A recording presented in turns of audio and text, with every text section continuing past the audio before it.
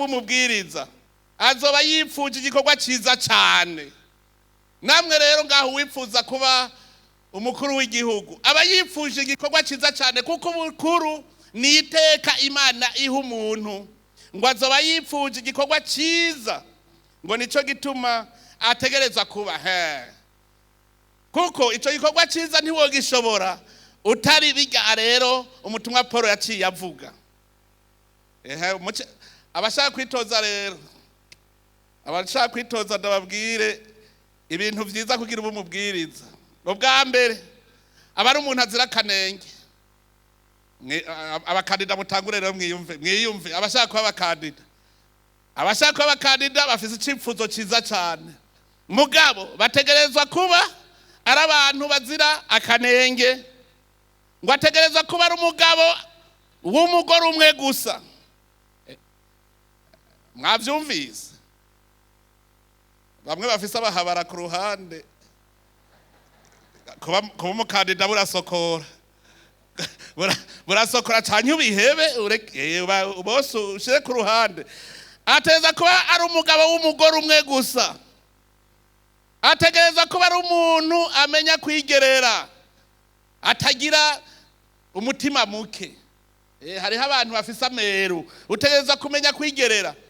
Ngo ategereza kuba ari umuntu w'ubwitonzi. Umuntu w'ubwitonzi rero ntibyoroshe. Mwumve abashaka kuba abakandida. Ngo ategereza kuba ari umuntu yikwije ubupfasoni. Arega asha nk'umuntu aborerwa akagenda aratembagara mwibarabara aba yikwije ubupfasoni. Oya. Ngo ategereza kuba ari umuntu akunda kwakira neza abashitsi, akundana.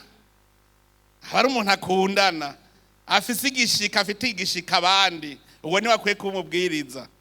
Ngo ategereza kuba ari umuntu azi kwigisha. Ngo ategerezwa ngo kutaba imborerwa canke umusinzi, bimwe nari mpejeje kuvuga. Ngo ategerezwa kuba afise impuhwe, ntagira amahane, ntagazwe n'umwina w'ivyisi. Ntiyabuze abari bafise umugambi bace batavuga bati ndasokoye kabisa. Umuntu afise umwina w'ivyisi ntushobora kuja kumuha nk'ikigega yo bimara vyose. Ngo ategereza kuba azi gutunganya urugo rwiwe no kuzigama abana biwe mu bugamburutsi no mu bupfasoni. Gutora umuntu umurabira no ku bana biwe, ukamurabira ku rugo rwiwe. Ivyo tubisanga rero mu ikete rya mbere umutumwa Paul yandikiye Timote, ni ikigabane ca 3 kuva ku murongo wa mbere gushaka ku murongo w'indwi. Muze muhasome kugira ngo ushaka uzo umukandida abanze yiha amanota wenyene. Kabona wihaye 10 ku 10, uzucumira ko abene gihugu bazoca baguha 8 ku 10, uzobutaye 80 ku 100. Umwe wese rero ni vyiza kumenya kwisuzuma. Aya matora tugira tuje mu mwaka uza, yoba amatora atagira akanenge, abarundi bonyene bakayashima. Ntimuze muri abanyamahanga, muraba abarundi. Tuyitegurire neza, duhanure umukandida tubonye atawe tuvuge tuti ntiwirigura aja kugira forfait, shirikira abandi wewe ntuze ko tuhanurane, tumve ko turi mu muryango twe turiko turondera ubutuje imbere gusa, kandi abona iyo atujana. Tuzoba duhimbawe mu gihe twarose ubutuje imbere, atwereka iyo tuja tutazimira, kandi ashobora gutuma twese twitaba amatora ntagire n'umwe asiba. Ariko dusabe abanyamigambwe canke abigenga bazokwitoza babanze bonyene birimbure, bigishanye, ariko vyose tubikore umutima uri munda, turi mu bugwaneza. Dusabe yuko ata muntu n'umwe yosiba amatora, kandi ntagire umaramara ngo noja mu matora ngo notsindwaga. Navyo yere ntagire umaramara.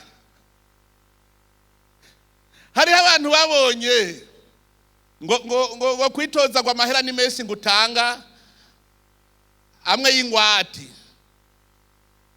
mugabo ntibaharuye ajya amabirete ndovota ajya amakarata baguze kugira utogwe. Agugwa ngahe?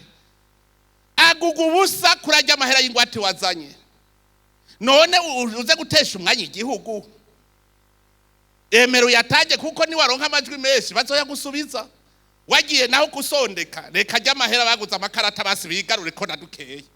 Wagiye kubesha ajya amahera wazaye niyacagura ajya amakarata basi igihugu cigarutse nadukeye kuko wagiye kubafitinisha.